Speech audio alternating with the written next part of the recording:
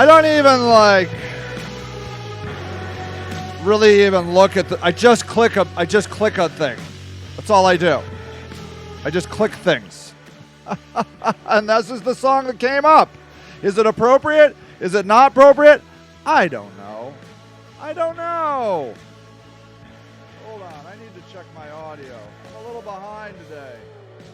Aaron Radcliffe! What a pleasant surprise. It's not really a surprise, but it is nice. I always look forward to seeing you, Aaron. That looks fine. I guess we'll be fine. Omi in the house! Robin Everly! Oh. You know, Omi, I love having you here because you have such an interesting, insightful perspective on so many things. Oh, my handsome friend. Oh, I am vain. I'm not going to get into my looks. But yeah, they bother me. But that's so sweet of you to say. So sweet of you to say. Thank you. Thank you very much.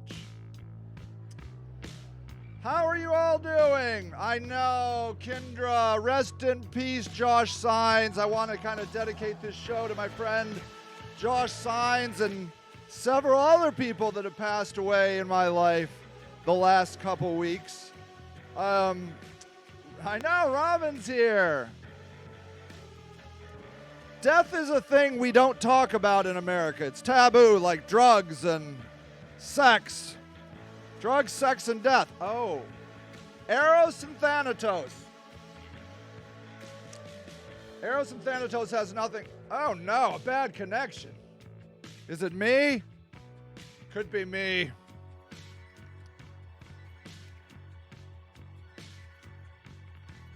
Do you know that phrase, Eros and Thanatos? Hold on. I'm trying to adjust my sound. I'm not very happy with it. Eros and Thanatos. Let me show you here. Eros is the drive of life, love, creativity, and sexuality, self-satisfaction, species preservation. Thanatos, from the Greek word for death, is the drive of aggression, sadism, destruction, violence, and death. Are Eros and Thanatos brothers? Thanatos, the god of death, and Hypnos, twin brother, as well as Eros counterpart. His parents are Aphrodite and Ares, the god of love and pleasure and the god of war, respectively. This is a concept put out by Freud. Eros and Thanatos says they're the fundamental drives of humanity. Isn't that a beautiful picture? Look at that. The current or mutually opposing action of the two fundamental drives, Eros and Thanatos, are supposed to explain the phenomenon of life. This is a lot of responsibility to carry. Yeah, it is. That's a lot. With Eros as the god of love and Thanatos as the god of death, synonymous with the so-called death drive. The death drive? Didn't even know what that is. We might feel a hint of romanticism. Yet, as a clinician, Freud claims to derive all his concepts from experience, generalizing, and them only in as far as it is useful for therapy. He says, for example, that it was the analysis of sadism that forced him to assume a destructive drive besides Eros and insist on their duality. Isn't that cool to be like, you know what, I'm going to focus on sadism. Well, you're Sigmund Freud. Guess you do whatever you want. Woohoo! There he goes again. Still in his speculation, he goes quite far in tracing the origin of the two drives and what it is that they want at all. The purpose of these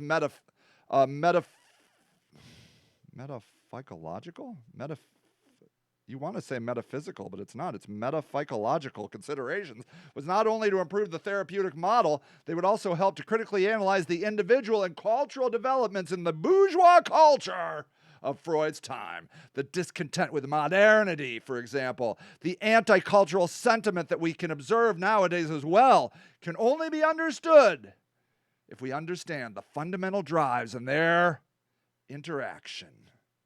At the same time, they can only be useful once they have really been established as principles and not as arbitrary concepts. Let us therefore try to wrap our head around that. No, let's just talk about the arbitrary concepts, because I'm not that smart. Superficial arbitrary concepts.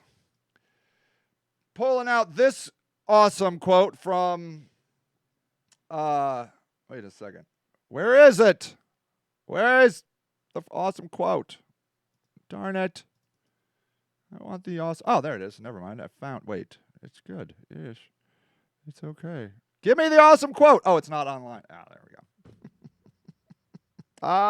Another quality show by Sage Lewis. Linda Oakes, good morning to you. Good morning. Omi asks, what is death? Okay, and Beth hears me loud and clear. Woo! Aaron says, and I believe I agree, death doesn't faze me anymore. I understand that people that live like over 100 are able to really let death go, to see life as a stopping off point in the overall journey of your eternal existence in the universe. It was a blessing that all those cells and atoms and elements came together in this crazy body to get to see, to look out at your universe, to look at it from this little vantage point. But it was just a momentary gift. It's not to be sad that it's gone. It's to be grateful that you had it at all. Because think of all the elements that didn't get that gift. Every element in your body is praising the gift of your life, trying to keep you alive because it is so grateful to be in this special place for just a few years. But it is not the destination. It is not where you are meant to reside for as long as you possibly can. It is just a place that is a gift. And oftentimes, may I say, it doesn't feel like a gift. It sounds like a pain in the ass. Which is amusing, right? To all your element friends in the entire universe, being like, yeah, look at that. Look how ridiculous it is down there. I don't need all that in my life. I'm just going to stay floating out here. Or I'm going to stay in this little rock for the next 3 million years. I'm just going to chill for the next 3 million years in this rock for a while. I'm glad they're having fun over there in Humanville, but whew, I'm better over here. And then you're going to end up on the dirt, and the dirt is going to pile on with more dirt. Zach, what is up, my brother? Are you in California yet? That one piece of dirt is going to pile on another piece of dirt, is going to pile on another piece of dirt, and it's going to crunch down, and it's going to turn into a different piece of dirt. And then an asteroid is going to come down, and it's going to hit that, and that piece of dirt is going to explode into the universe and get sucked into a sun, where then it's going to turn into a more complicated element. Not yet. You'll get there, my brother. You'll get there. Why know one thing? There is a great deal of suffering and injustice and hypocrisy and oppression on earth. There always has been, and I'm sorry to say I don't have a lot of faith in humanity ever catching on to the fact that we need to stop that. But we do try. I think we squeeze out one little piece of oppression, and then it's like a balloon, right? A water balloon. You squeeze one part of the water balloon, and then another part just blows up with the same stuff. You never really lose the oppression. It just goes someplace else. Yes, and as Brenda very aptly points out, shit rolls downhill. Probably one of the more true statements you'll ever hear. Ah, yes. Marcia asks, did I know the family that had the 14-year-old sledding accident? I do. Well, they go to our school.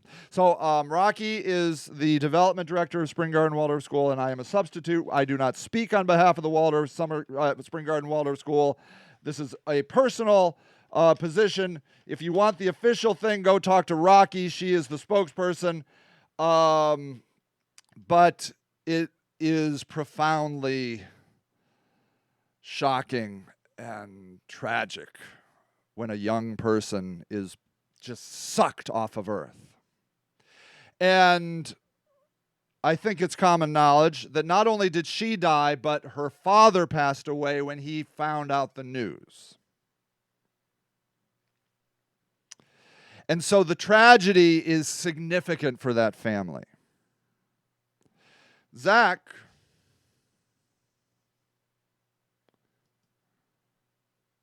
writes, I had 1 year ago lost both my front teeth. Oh, that's tragic too. That does suck. Both of them. That is tragic.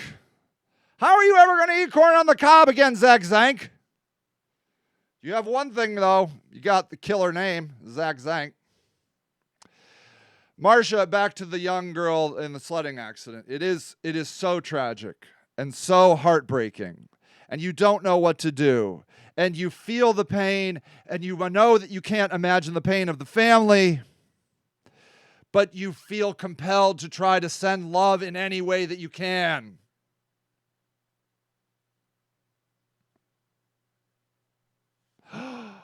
Oh my gosh. Marcia says the liver transplant went to a good friend of ours. He was close to dying. Okay, you're blowing my mind, Marcia Marshall. I love you so much. So, this young girl in 8th grade passes away in a terrible, a freak tragic sledding accident. Incidentally, the same weekend, another young girl paralyzed from the waist down at the same hill. I'm suspicious of the cancel culture, but somebody should put up a fence or something around the dangerous parts of that hill. Maybe it was just bad. The ice was bad. I don't know. But imagine this. Imagine you are a mother. You've just lost your husband. You've just lost your daughter. And you have the compassion and clarity of mind to allow your daughter's body to be used for transplants. These grave moments these explosive moments lead to more explosions. It's like nuclear energy. One explosion leads to another explosion, and oftentimes one negative explosion leads into an incredible explosion. Marcia knows the person who got the girl's liver. How does that? Can you feel those feelings? I'm sure Marcia can. How about the person that got the liver? Imagine their emotions. Can you even, these emotions are so deep and so explosively powerful that you almost don't want to look at them. But they are a gift that you must look at. Because, Marcia knew them through St. V. This young girl was going to go to St. V. She was in 8th grade at Spring Garden Waldorf School, and she was going to St. V, as far as I understand. Very spiritual, religious family, I believe, Christian. And their faith, I believe, is helping them. But my gosh. Yeah, that's right. Oh, I see it. Marcia's putting it together. And the girl was registered to start at St. V. So isn't that amazing that her liver goes on in not a symbolic way into St. V through this other person who was dying of a liver issue. Can you imagine? Can you imagine the profundity of that? I hope that's a word, because I love it. Yeah. And the man with the liver was at St. V. These don't even become symbolic, hypothetical levels at the atomic or elemental level. This is a liver.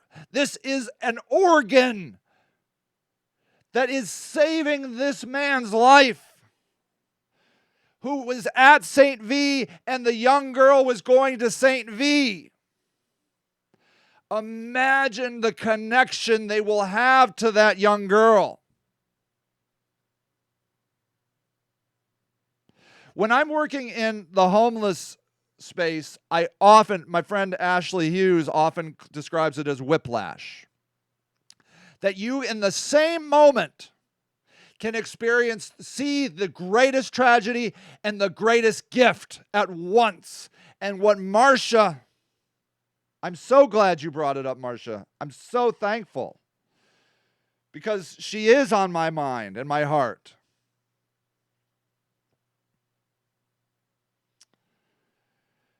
In a week or two, I've seen several heart-wrenching deaths, and at the same time, incredible beauty and hope and community coming out of them. It's almost like we know at our core that community is everything. And a lot of times we forget it, right? We're just like, I'm just going to sit in my house and watch Netflix, and I'm going to, whatever. What did I watch last night? Oh, yeah, Coming to America, the original. Definitely watch that again. Eddie Murphy movie, by the way. Amazing. I'm going to then watch Coming to America 2. I don't know. That's a high bar. But that's what you do until tragedy comes. Deep tragedy. Like what we're talking about here. A friend of mine, a homeless friend of mine, died from hanging. He was found by another friend of mine hanging in an abandoned property. Some people suspect foul play. I don't really believe that the people that would have potentially killed him kill people like that. I just don't. Was he being tracked by people? I don't know at this point, but I know he had been. I know that a hit had been put out on him. I don't know where he's at on that. I don't know. So I do believe he killed himself. He had significant depression. There was a lot going on in his life. And so I do think that it is realistic to assume that he did hang himself in this abandoned property. I got to go to the calling hours of his family. And I am here to tell you, in my journey through homeless work, it was probably the most emotional, beautiful thing I had ever yet experienced. The funeral home was filled with his family that I had never met before. I came with 3 people. I came with Wes Hoodier, he might be on here, Ashley Hughes, and myself. And we went down, it was over by Alliance. They had not heard from their family member for 2 years. And we were there to connect the dots for them of their last 2 years of their loved one's life. And what was amazing about it was he had a complicated life. He grew up in an incredibly abusive space with a stepdad that just, he's done videos on it. I'll tell you, because he did a video on it.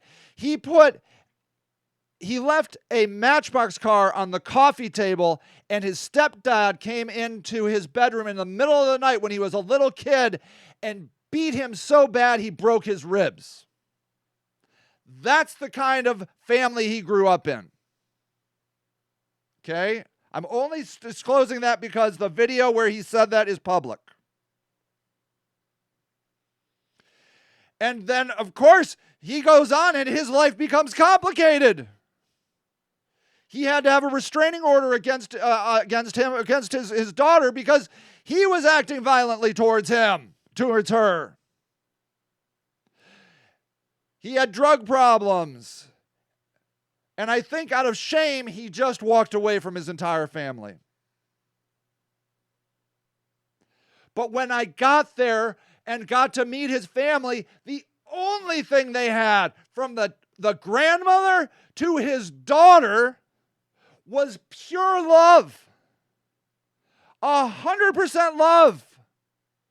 They acknowledged the things that he did, but the only feeling that encompassed that entire room was love. And the daughter was like, I haven't seen my dad in years.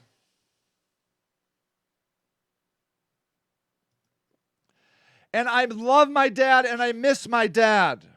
And it was so sad. And she was the most amazing speaker at the I wanted to say at the show, at the calling hours, and she broke all of our hearts. She's 13 years old, and this young woman speaks like she's 21. She's dealt with all kinds of tragedy in her life, attempted suicide, cutting. She's been in a mental hospital for, just all of these things, but she's coming out of it in such a powerful way.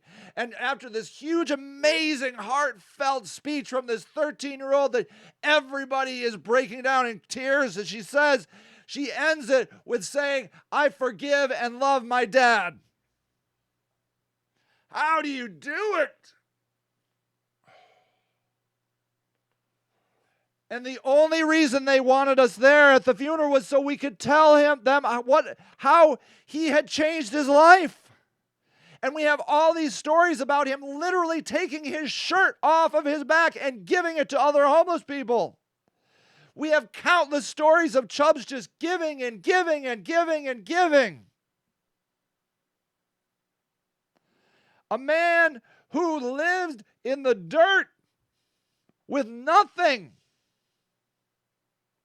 If he had it on his person and you asked for it, it was yours. Everything. Can you imagine that?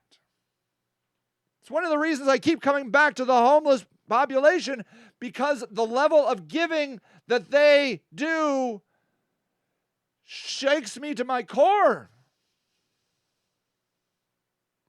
I just scratched the surface of giving comparatively to what they do with the resources they have.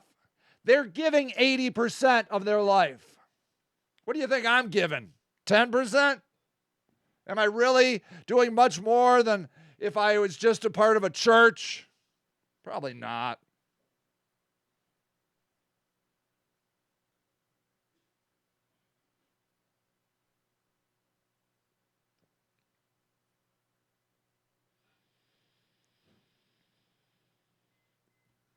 Homie's right. You do have to have boundaries. Because this stuff, you can drown in it.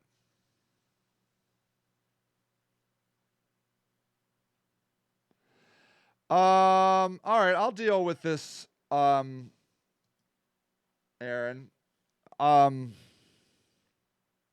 In other words, your story of his life for the past 2 years pacified their guilt for putting him in a position to walk away from them. No, he walked away from them. They did not throw him out. He left in shame. They did not throw him out of the family. He left. Okay? And this is an interesting point we want to bring up. I think these are boundaries, as Omi wrote in the quote right before. These are the kind of boundaries that we put up to make sense out of situations that are just pure tragedy and not the cause of evil or selfishness. He left because he was embarrassed that he had hurt his daughter, that he was a bad dad. He felt like a failure, and he left. There was there was nothing. And may I say, I have no problems with families pushing people out of their lives. Not one.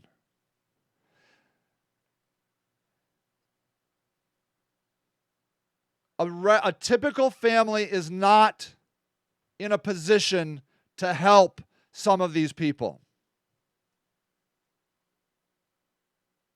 I'm dealing with a person right now who's trying to fraud me.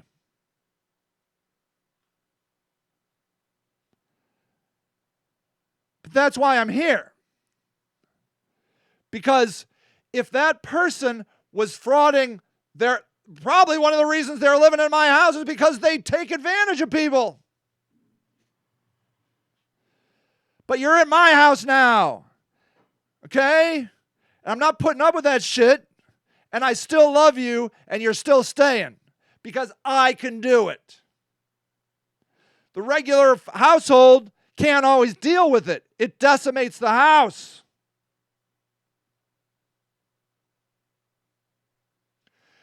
Okay, I can appreciate that, Aaron.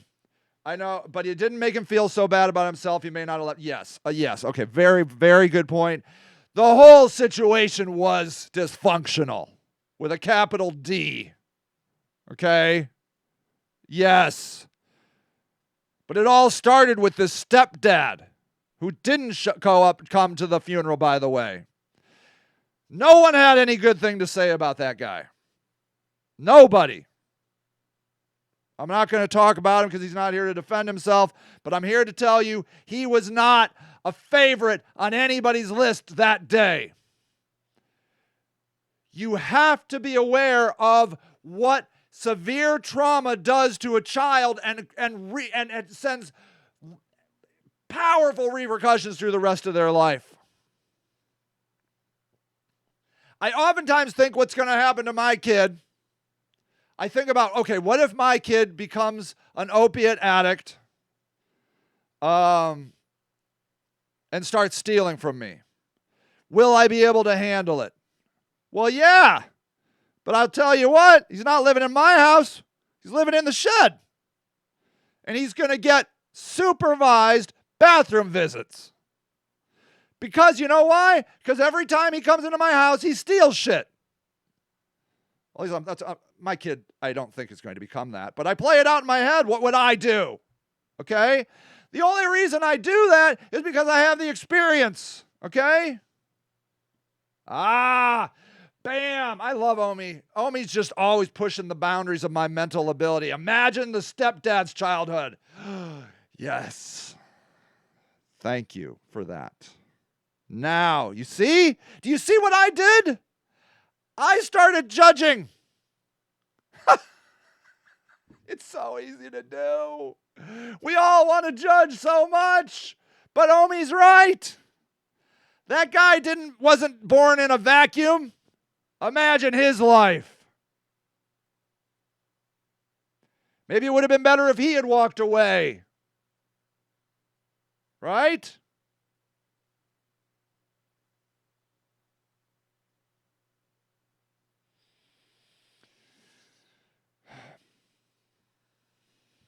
We find that when we enter these spaces of incredible tragedy and sadness, we all do one thing. We come together. It's like a magnetic pull that almost cannot be denied. So many people are reaching out about wanting to help the family of the young girl who passed away in the sledding accident.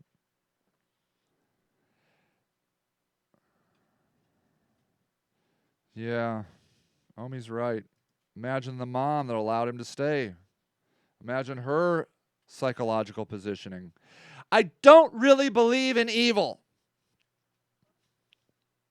Because if you trace evil back far enough, it usually comes from a place of fear and betrayal.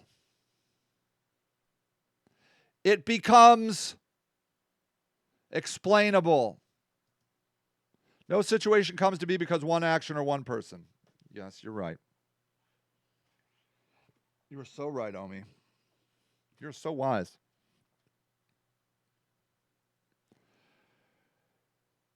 And isn't it interesting now that we're slowly coming out of the pandemic? It's allowed me to appreciate how much I miss my community. I'm not a particularly social person. Like, I love doing this online because doing this in person kind of feels overwhelming to me. This, for me, is a lovely level of community for me. Now, I like one-on-one, but like big community groups are weird for me, you know? Yes. This is what I was talking about when I said this. These secret families have become their legacies. Oh me, you are awesome. So, abuse and neglect. Usually families deeply rooted in poverty for generations. Yes, for generations. I do believe we are in a post-racial era. I'm not saying that racism has gone away. I'm not saying that at all. Racism is well and strong and has almost not degraded one bit in America in 400 years, if you ask me. We just hide it more. But there's a new king in town, and it's called classism. And classism is now becoming the umbrella over all the other things. Racism, addict hatred, homeless hatred, elderly hatred, women hatred, mental health hatred. Because if you have money, you can cover a lot of that shit up.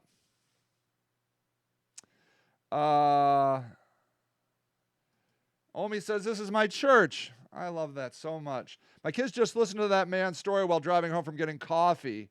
Everyone was silent listening. Came at a perfect time for my family. Wow. Aaron says, Chubb's biological family brought that stepfather into the family freely.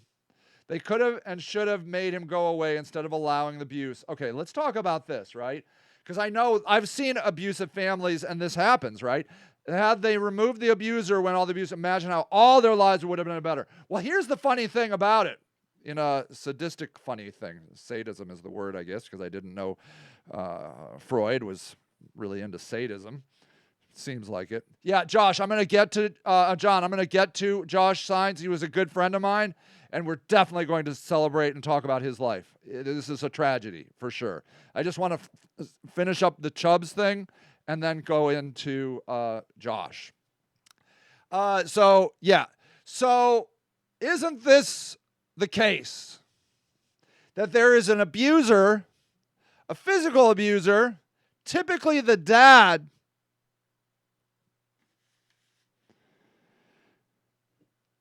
and a lot of times the mom covers it up. But here's the problem with this guy. He only hated Chubbs. He loved every other kid. And they weren't his kids. It wasn't like they were his kids and Chubbs was the stepkid. No. He hated Chubbs. He targeted Chubbs. And everybody, and I talked to him, everybody agreed to that.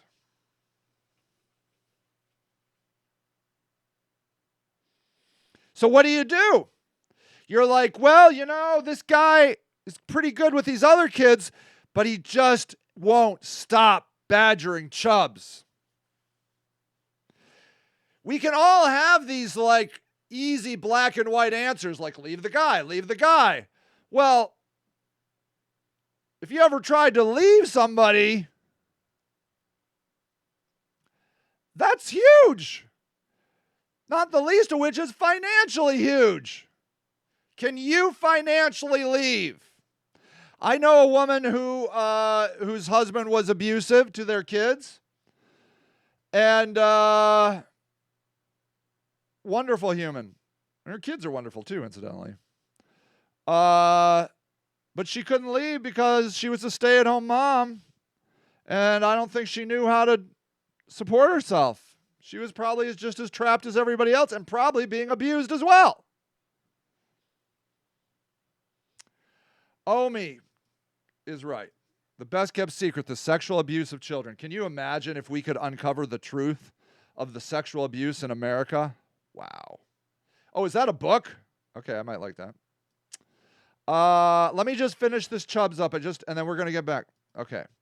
The woman stayed with men who abuse their families because they don't know how to leave. They can't. Financial, yeah, right. There you go. Oh no, Aaron lost the stream. Oh, jeez. Yes. Okay. All right. Okay. Yes. Josh Sines has passed away. I'm going to go over to his Facebook page. Hold on.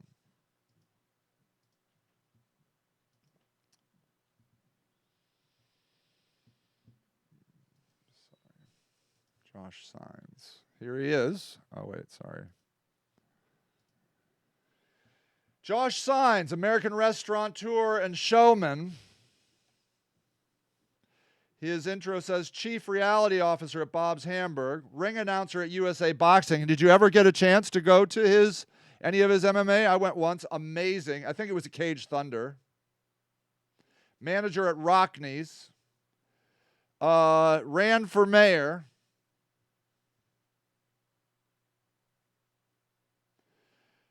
This person says, from the Zip Strip, Browns game and tailgates, fantasy football and beyond, we are a great man to be around. TKO, gone too early, but not forgotten. Rest in peace from above. Damn it, Taco, I still can't believe it. You are one of a kind, one of the good ones. Thanks for always being like a brother to Sammy and for always looking out for me. The boys are going to miss you and your shenanigans. We all are. Keep an eye on them, would you? March 3rd, he wrote, happy birthday to Ashley Flores. She's one of my true friends who you can rely on. That's at his restaurant. He co-owner of Bob's Hamburg. On March 2nd, he asked what everybody's doing on St. Patrick's Day. This is what I know about Josh Sines. He's a Republican. And he did a wonderful job of making me appreciate Republicans. I think he voted for, I don't know who he voted for president. I have my suspicions, but I'm not going to put out ideas.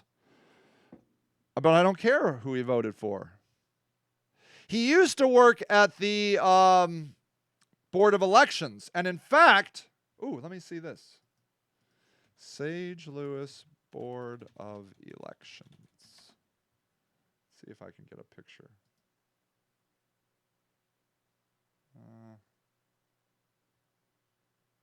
Okay. Mayor. Hold on 1 second. I just want to see it. I want to see if I can find this picture. Nah, it's not a great picture. This picture right here, you know who this guy is? Josh Sines. This is me for running for mayor. I ran in 2016. He ran in 2019. Well, it's 2015. You run in 2015, you get elected in 2016. You run in 2019, you get elected in 2020. He ran for mayor in 2019 as a Republican. He deeply cared about politics. He loved Akron. I don't know what happened to him. Yeah, I don't know why he died. I'm not sure. But I'm incredibly thankful for Josh Sines because he didn't care that I'm a liberal. Not only am I a liberal, I'm probably left. I'm now like dropping the phrase liberal and just going left. He doesn't care because you know why? Because he loves American democracy. He would have supported a left person as much as he would have supported a right person that cared about their city. Because he knew that these are all just ideas. Every idea somebody has in politics is just an idea. You don't know how it's going to play out until you play it out. Marxism is a great example. We tried Marxism on several huge stages and it didn't work out. And then people will be like, well, the United States government just comes in and destroys it, so we can't really find out. I know.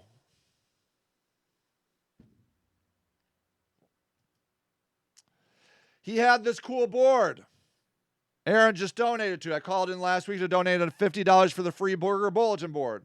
He was so excited to hear from me again. Had a great chat with him last week. This really upsets me. Was so excited about the new place too. Oh yeah, was he getting a new restaurant? Is that what it was? Yeah, I'm not going to comment on how he died because I don't know how he died.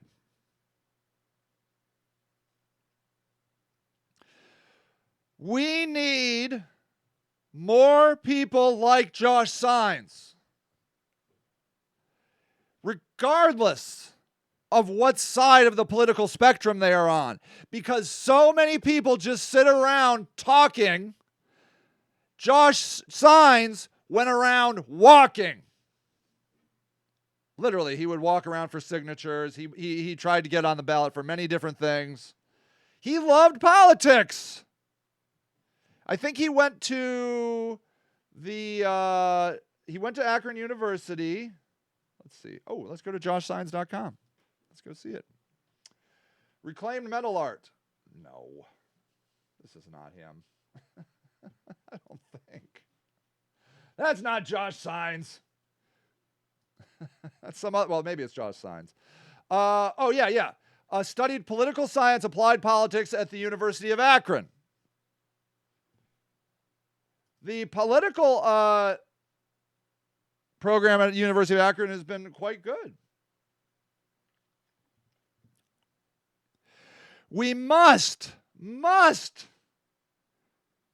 for our own mental well-being and the hope of our nation's future, get over our differences and start looking at what we have in common.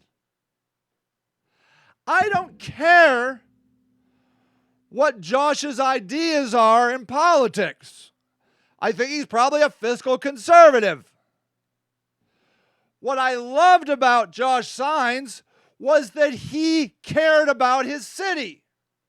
Now, here's a guy. Now, I'm just going to claim, I don't know for sure, but I know for a fact that he used to have Trump stuff on his Facebook, okay? I'm assuming he voted for Trump. Don't cut me out on being like, Josh Saenz, Sage said Josh Saenz voted for Trump, but he didn't. Some people take offense to it. You shouldn't take offense to voting for Donald Trump. 36% of Latino men voted for him because they don't want a nanny state. They want economic responsibility. They're proud human beings, like many other Americans, like Josh Saenz. He walks the walk. He's like, I am a proud conservative. I give to my city freely of my own money. I am an entrepreneur. I am thankful that America allows me the freedom to be self-sufficient and do the life I want to live. If you can't appreciate conservative values and are just like, they're just racist, you're going to lose. That's why liberals are going to lose. Because they're not good at politics. Liberals are hypocritical, condescending, elitist assholes. They are. Sorry. I used to be one. Till I woke up to the fact that I was a condescending, hypocritical asshole. Telling people how they should live their lives because I know best. I'm a middle-class white guy. You should do what I say, which is exactly what liberals do. Christians are bad, Muslims are good. Just ask any liberal. They'll tell you. They will. Yeah, I'm a barefoot hippie, liberal left. I'm going left. I'm going so left, Omi. Yeah, my closest friend loves Trump. You see, Omi? You are amazing. Omi says, but I do know best. I do too. That's why I have this show. You're a militant atheist. Ooh, nice. But you're coming to the Church of Sage. Good. I'm glad. Atheism is good, man. Self-reliance. Michelle Miller says, I just talked to him about doing the burger thing again like we did last year. He was a very caring person. He'd do anything for anyone if you asked. He will be greatly missed. I've known Josh since elementary school, and he's always been a great person. Yes, and that's the message, that you can be a great person and vote for Trump. I'm not trying to make this political. That's the last time I'm going to say it, but I'm sorry. I have so many liberal friends, and they hate anybody that votes for Trump, and they are wrong. They're the ones that are wrong, because they don't know people like Josh Saenz. And then what are you going to be like? Well, he's just a unicorn. I'm sure he's great, but most of them are still racist. No, they're not. You don't know anything about them. You should go hang out with people that live in rural areas. They don't even think about racism. There isn't racism. There's no racism out there because they're not even thinking about it. It's not a thing for them. Well, it should be, and that's why they're racist. No! Good God. Oh, I know the liberal talking points so well, just because I was one. I'm so left, I'm right. God, I love Omi Kelly so much. That's how I feel. I'm proud. I got to say it. I'm proud of what happened at the end of 2020. I'm proud of the right. I am. Because they got their shit together. Now, the QAnon stuff, pretty wacky. But underlying, they're right. They're right. I mean, the exact conspiracy shit QAnon believes is totally bullshit. And it was a fair election. But underneath it, they're 100% right. I mean, look. Do you see Summit County? Do you know what's happening at the Summit County Board of Elections right now? We're getting screwed in Summit County because we counted dead people. We counted dead people.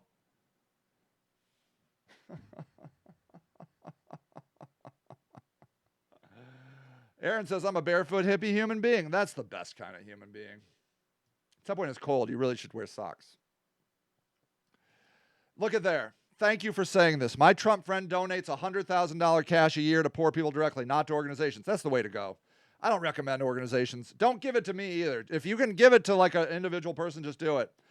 There's a guy who always picks up food at the same time as me at the food bank.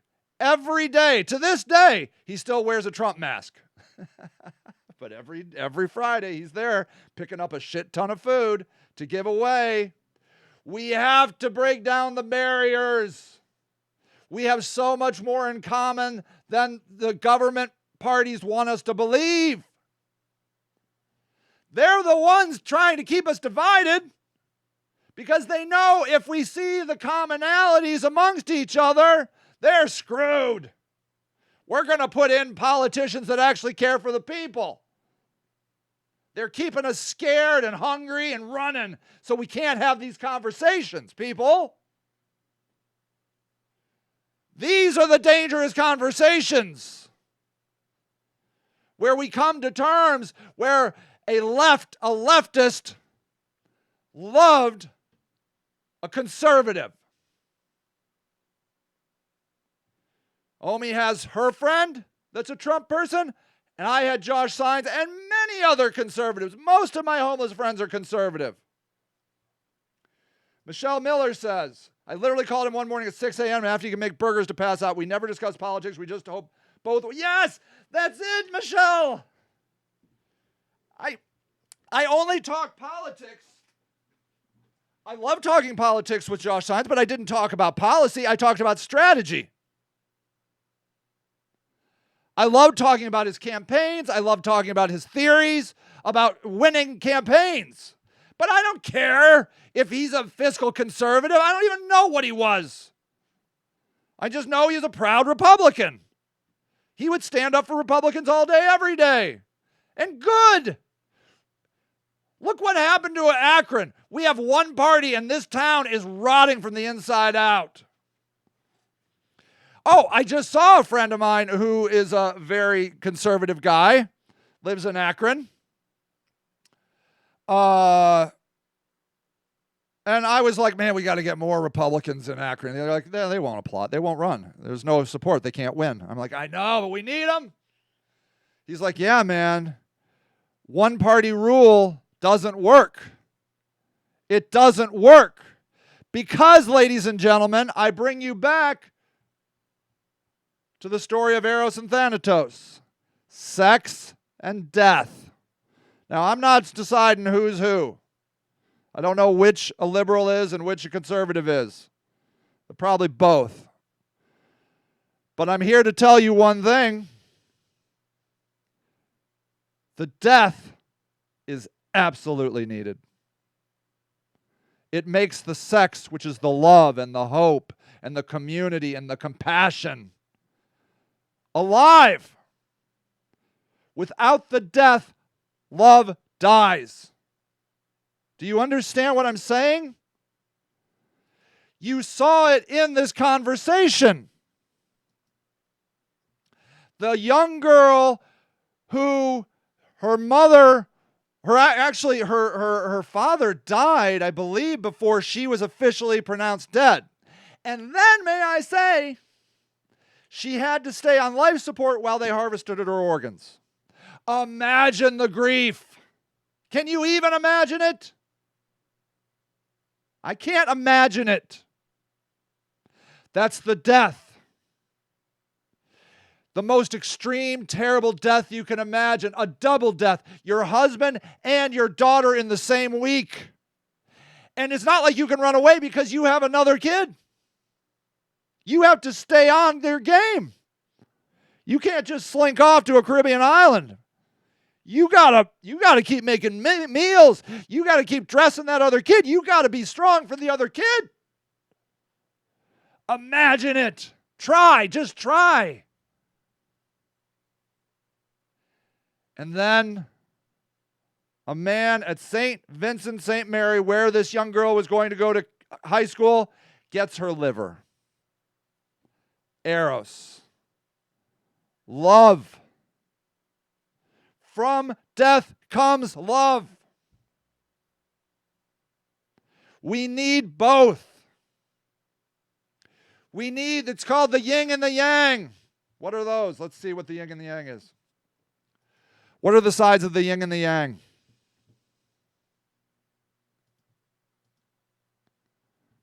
Check it.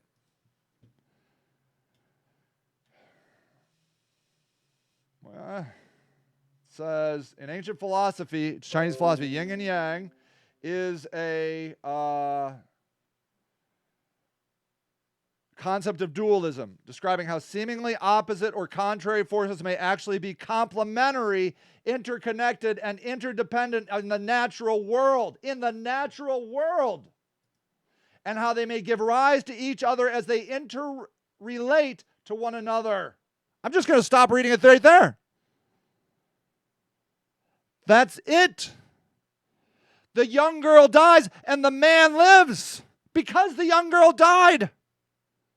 It's in nature. The balance is required.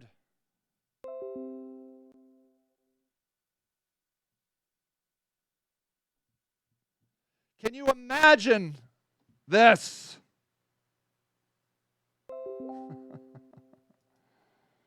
Sorry about all that. I got a guy texting me. Kelly Omi says, this country is just one cavity in a mouth of someone with meth mouth.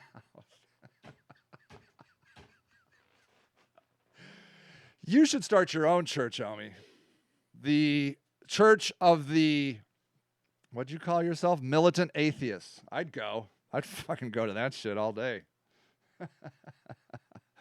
Aaron says, no one's political beliefs have anything to do with them dying or what they died. It is how they live their lives. Josh was an awesome guy, period. Bam! That's the truth. We must stop looking at each other by red and blue, left and right, white and black, fat and skinny. We're all, thank you, Brenda. Sky Daddy Church. That's what's up. That's nice. Sky Daddy Church. Yummy, yummy. That's fun. This is the lesson of Josh Sines. This is the final gift Josh Sines gave. Okay? If you didn't know Josh Sines, I'm sorry you missed out on a wonderful gift he was to humanity. But if you did know Josh Sines and you are a liberal, the gift he is giving you and gave to me years ago, he really changed me on this, was that political views are just superficial bullshit. It all comes down to Eros and Thanatos, sex and death, love and death, life and death. Because when we get to that, we get to what matters. That we are one people. We're humans. Whether you have dark skin or light skin, whether you speak Spanish or Latin. Is anybody speaking any? I bet there's somebody that just goes around all day speaking Latin or Klingon. I know that you freaks out there speaking Klingon. I know you're doing it. You're probably going to go to a Klingon party this afternoon. It doesn't matter. We all want the same thing, sex and death. It's all the same. Because when the death happens, we come together, regardless of petty bullshit like politics.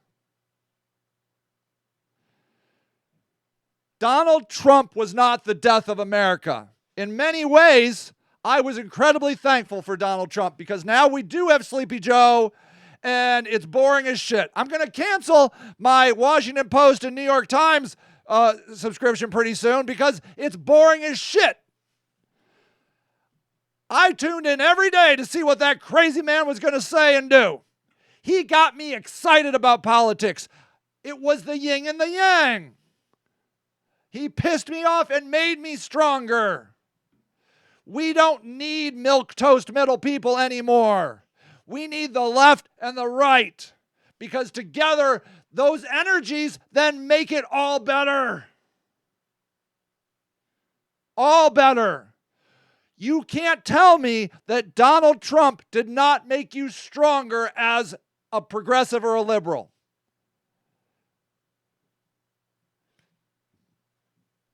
Donald Trump, this election, had more votes than any time in history. And he lost because liberals voted more than that. And the only reason is because of Donald Trump. Sleepy Joe ain't bringing out the votes. Donald Trump brings out the votes. Now we need a guy like Donald Trump on the left. We need it. I'm going to say it. I'm proud that the conservatives got into the Capitol. I think I'm proud of that. I'm going to put an asterisk on that. I'll get back to you confirming that, but that's my instinct. Because they care. What do we have? Some whiny anarchist liberal kids or Antifa kids in Portland? Yay. Yay. Could you burn down another Citgo for us or something, please? Oh, you're so great. Problem is the left oftentimes comes out of the liberals and they're just whiny assholes. Not like those right people. Those guys are the real fucking deal. They vote in a block. They decimated. They changed forever the Republican Party. I was thinking before I woke up this morning that maybe I should just join them because liberals suck so hard. But I'm like, nah, I kind of like the stimulus that Joe Biden's doing. He's given from the bottom up. And I'm like, yeah, do that. The Republicans won't do that. They give from the top down. It's such nonsense. That's my political belief. What do I know? I'm not an economist. I just like that poor people are getting $1,400. And rich people don't need $1,400. But the fact of the matter is the businesses need the money too. And Joe Biden isn't giving it to the businesses. You need both. People, have I ever told you I love you? I know. Oh, Andrew Yang. Okay, I should probably check that guy out. Yeah, Andrew Yang. Okay. Because we as a people have made a conscious effort to be one with race and gender equality, they've decided to use politics as the new racism. Very well said, Brandy. Very well said. It's super sad, and a lot of people are letting it happen. We are all one in the end. We must repeat that truth, Brandy. That's wonderful, actually. Politics is the new racism. It is. I can get a liberal to admit that they hate every one of the 70 million people that voted for Donald Trump. I can get it every day. Every day I can get a liberal to say that. If that's not bigotry at its heart, and they have the audacity to call themselves tolerant. Oh, it's so gross. Ugh. Just want to puke just saying it. Yeah, okay, Andrew Yang, the Yang Gang. That would be interesting, right? Liberals ain't as liberal as they think. Hell no. Hell no, they're not. We got to push this. We got not the country. We need to push the liberals to the left because the Republicans are doing a wonderful job pushing theirs to the right. And I'm glad because the righter they go, the stronger that the left will be. It's the yin and the yang. If you're all in the middle, just doing incremental bullshit, I can't even stay awake through this entire boring article about Joe Biden, then everybody just gets flaccid and blech. But when you have a Donald Trump on the other side, you're like, holy shit, I got to stand up. I need to burn down a building quick.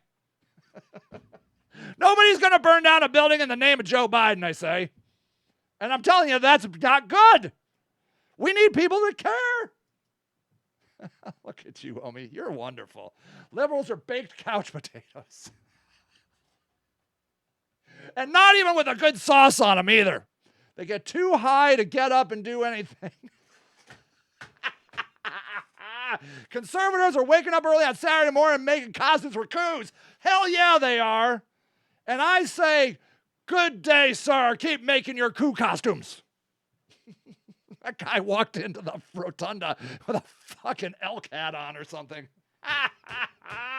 That's good. And he convinced him to give him organic food. He doesn't eat anything but organic food, so he's in jail eating organic food. Now, obviously, I think never mind. I'm not even going to say it. I'm just proud of them. I am. I'm proud that they stood up and they fucked with the Republican Party, and we, the left, need to fuck with the Liberal Party. Those stupid Democrats. Blah, blah, blah, blah, blah. Did I say I love you? Did I say how thankful I am that we get to come together in this weird format, but it's comfortable for me and maybe it's comfortable for you? Homie can't even afford organic. I'm making a Would you please make a cartoon called The Baked Couch Potatoes, and it'll just be like big city, holier than thou liberals talking about the South and how much they hate it.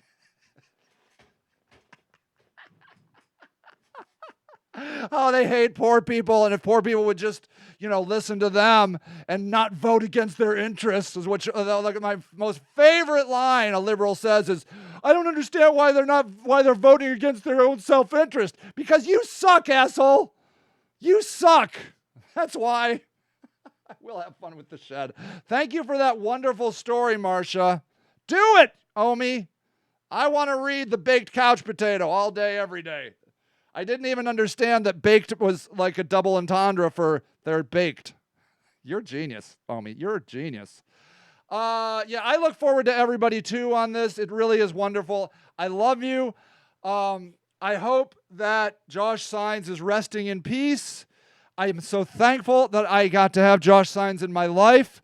He changed me in meaningful, profound ways for the better. And Akron has lost a true humanitarian. I love all of you. All right. Bye, everybody.